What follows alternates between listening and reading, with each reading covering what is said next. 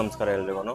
ಇವತ್ತಿಗೆ ನಾನು bulking start ಮಾಡಿ 57 ಡೇಸು. ಬಟ್ ಇವತ್ತು ಯಾರಿಗೋಸ್ಕರ ವೀಡಿಯೋ ಮಾಡ್ತಿದ್ದೆ ಅಂದರೆ, ಯಾರು ಜಿಮ್ಗೆ ಹೋಗಬೇಕು, ಜಿಮ್ಮಿಗೆ ಸೇರ್ಕೊಬೇಕು, ಬಟ್ ಅಮೌಂಟ್ ಇಲ್ಲ, ಜಿಮ್ಗೆ ಹೋದರೆ ಪ್ರೋಟೀನ್ ತಗೋ ಅಂತ ಹೇಳ್ತಾರೆ, ಸಪ್ಲಿಮೆಂಟ್ ತೊಗೊಬೇಕು, ಕ್ರಿಯೇಟಿನ್ ತೊಗೊಬೇಕು, ಆ ಟ್ಯಾಬ್ಲೆಟ್ ತೊಗೊಬೇಕು, ಅದು ಇದು ಅಂತ ನಿಮ್ಮ ಮೈಂಡ್ ಸೆಟಲ್ಲಿ ಏನಿರುತ್ತೆ ಆ ಥರ ಎಲ್ಲ ಇತ್ತು ಅಂದರೆ ಫಸ್ಟು ತೆಗ್ದಾಕ್ಬಿಡಿ.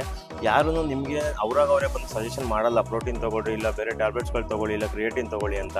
ನೀವು ನಿಮ್ಮ ಬಾಡಿ ಗೋಲ್ ಬೇರೆ ಥರ ಇರಬೇಕು, ಬೇಗ ರಿಸಲ್ಟ್ ಬೇಕು ಅಂದಾಗ ಮಾತ್ರ ಅವ್ರು ತೊಗೊಳ್ಳಿ ಅಂತ ಸಜೆಷನ್ ಮಾಡ್ತಾರೆ. ಇಲ್ಲ ನನಗೆ 6 ತಿಂಗಳಾದ್ರೂ ಪರವಾಗಿಲ್ಲ, ಸ್ಲೋಗೆ ರಿಸಲ್ಟ್ ಬರಲಿ, ನಾನು ಮನೇಲಿ ಫುಡ್ಡಲ್ಲೇ ನಾನು ಮೇಂಟೈನ್ ಮಾಡ್ತಿದ್ರೆ ಪರವಾಗಿಲ್ಲ. ಮನೇಲೂ ಬೇಜಾನ್ ಫುಡ್ಗಳಿಂದ ನಾವು ಪ್ರೋಟೀನ್ನ ಸೋರ್ಸ್ನ ಇದು ಮಾಡ್ಕೊಬೋದು. ಬಟ್ ನಿಮ್ಮ ಬಾಡಿಗೆ ಎಷ್ಟು ಪ್ರೋಟೀನ್ ಬೇಕಾಗಿರುತ್ತೆ, ಪ್ರೋಟೀನ್ ಗೋಲ್ನ ಇಟ್ಟು ಮಾಡೋಕ್ಕಾಗದೇ ಇದ್ದಾಗ ಮಾತ್ರ ಪ್ರೋಟೀನ್ ತೊಗೊಳ್ಳಿ ಅಂತ ಸಜೆಷನ್ ಮಾಡ್ತಾರೆ. ಫಸ್ಟು ನೀವು ಜಿಮ್ಗೆ ರೆಗ್ಯುಲರ್ ಹೋಗೋಕ್ಕೆ ಸ್ಟಾರ್ಟ್ ಮಾಡಿ. ನಿಮ್ಮ ಬಾಡಿ ಯಾವ ಥರ ಪ್ರೋಗ್ರೆಸ್ ಆಗ್ತಾ ಇದೆ ಅಂತ ತಿಳ್ಕೊಳ್ಳಿ. ಅದ್ರ ಬೇಸ್ ಮೇಲೆ ನಿಮಗೆ ಪ್ರೋಟೀನ್ ಆಗಿರ್ಬೋದು, ನ್ಯೂಟ್ರಿಷನ್ ಆಗಿರ್ಬೋದು, ಅದ್ರ ಮೇಲೆ ಸಜೆಷನ್ ಮಾಡ್ತಾರೆ. ಬಟ್ ಯಾರೂ ಬೇಗ ರಿಸಲ್ಟ್ ಸಿಗ್ತಾ ಇಲ್ಲ ಅಂತ ಯಾರೂ ಕ್ವಿಟ್ ಮಾಡೋಕ್ಕೆ ಹೋಗಬೇಡಿ.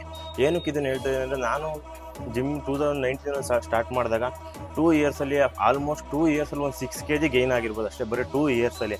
ಬಟ್ ನೀವು 6 kgನ 2 ಮಂತ್ಸಲ್ಲೇ ಗೈನ್ ಮಾಡಬೇಕು ಅಂತಂದರೆ ಅದು ನಿಮ್ಮ ಬಾಡಿ ಮೇಲೆ ಇರುತ್ತೆ, ಯಾವ ಥರ ನೀವು ಪ್ರೋಟೀನ್ ಇಂಟೇಕ್ ಕೊಡ್ತಾ ಇರ್ತೀರಾ ಅದ್ರ ಮೇಲೆ ಡಿಪೆಂಡ್ ಆಗಿರುತ್ತೆ. ಬಟ್ ಕೋವಿಡ್ ಟೈಮಲ್ಲಿ 2 ಇಯರ್ಸ್ಲಿ ಜಿಮ್ಮೆಲ್ಲ ಕ್ಲೋಸ್ ಆಯಿತು. ಅವಾಗೂ ಕೂಡ ನಾನು ಜಿಮ್ನ ಕ್ವಿಟ್ ಮಾಡಿದೆ.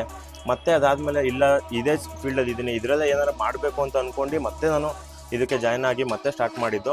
ಬಟ್ ಪರವಾಗಿಲ್ಲ, ನನಗೆ 2 ಮಂತ್ಸಲ್ಲಿ ಒಳ್ಳೆ ರಿಸಲ್ಟೇ ಕೊಡ್ತಾ ಇದೆ. ಬಟ್ ಅಂದರೆ ಅಷ್ಟೇ ಎಫರ್ಟು ಕೂಡ ನಿಮ್ಮ ಕಡೆಯಿಂದ ಇರಬೇಕು.